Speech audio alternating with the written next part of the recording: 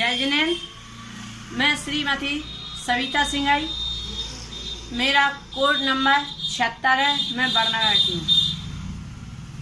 आज आचार्य श्री विद्यासागर जी का संयम दिवस है, जिसके बारे में मैं अपना संस्मरण प्रस्तुत कर रही हूँ। वैसे तो मैं बचपन से ही आचार्य श्री की परम भक्त हूँ और उनका ही स्मरण करती हूँ, लेकिन जब से याद है 1992 में जब कुंडलपुर में चतुर्मास हुआ था, मैं पिछी परिवर्तन के दिन वहाँ पर अपने भाई भाभी के साथ दर्शन हेतु गई थी। उसके वहाँ पर बहुत ज़्यादा भीड़ थी, लेकिन दर्शन पास से नहीं मिले थे। फिर मैं भाग्योदय तीर्थ पर 1998 में अपने पति के साथ दर्शन हेतु गई और वहाँ पर 3 बार, जहाँ पर आचार्य जी श्री विराजमान थे, उस कमरे के 3 बार परिक्रमा किए और 3 बार उन्हें नमोस्तु भी किया। इस प्रकार और आगे फिर मंगलगिरी में दर्शन हेतु गई और फिर खजुराहो में अभी 2019 में ही चतुर्मास हुआ था, तब मैं वहाँ पर दर्शन हेतु गई। चौके में आहार देने के लिए भी उत्सुक थी, लेकिन नहीं मिली।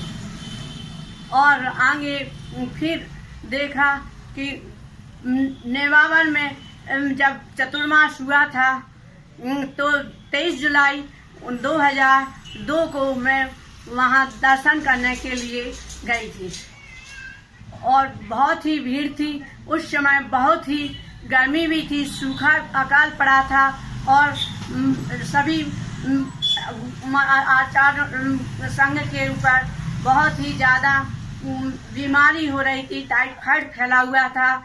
लोग बहुत ज़्यादा उत्सुक थे कि ये महामारी बीमारी से कैसे मुनियों का समाधान किया जाए, और लोग कारों से रात दिन दौड़ धूप करते थे।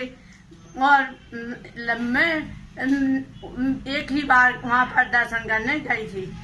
अभी 8 मार्च 2020 में इंदौर में रविवार के दिन गई। वहाँ पर देखा कि मैं आहार दूंगी, लेकिन आहार नहीं दे पाई और 2-3 संघर्ष साधुओं को आहार दिया।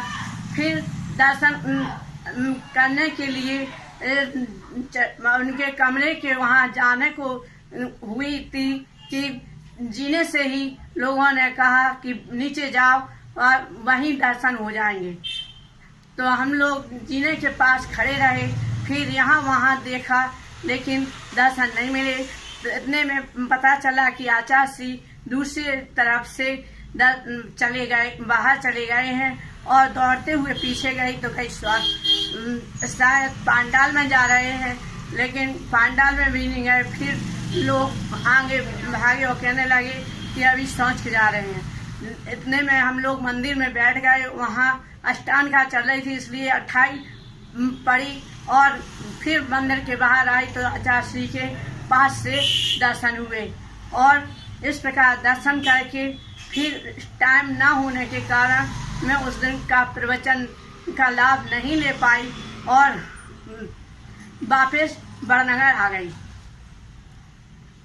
इस प्रकार हमने देखा कि आचार्य श्री की दिनचर्या बहुत ही कठिन है और उनका टाइम टू टाइम ही समय निकलता है। इसी प्रकार आगे निकलता रहे और रत्नात्रा में कोई बाधा ना हो, संयम के मार्ग पर दृढ़ रहे और उनकी दीर्घ आयु हो।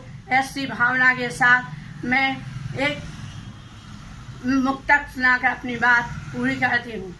पतझड़ नहीं बसंत चाहिए, पतझड़ नहीं बसंत चाहिए, समय में व्याप्त कुरीतियों का अंत चाहिए, मगर यह होगा कैसे? इसके लिए आचार्य श्री विद्यासागर जैसा संत चाहिए। इसके लिए आचार्य श्री विद्यासागर जैसा संत चाहिए। बोलिए आचार्य श्री विद्यासागर महाराज की जय।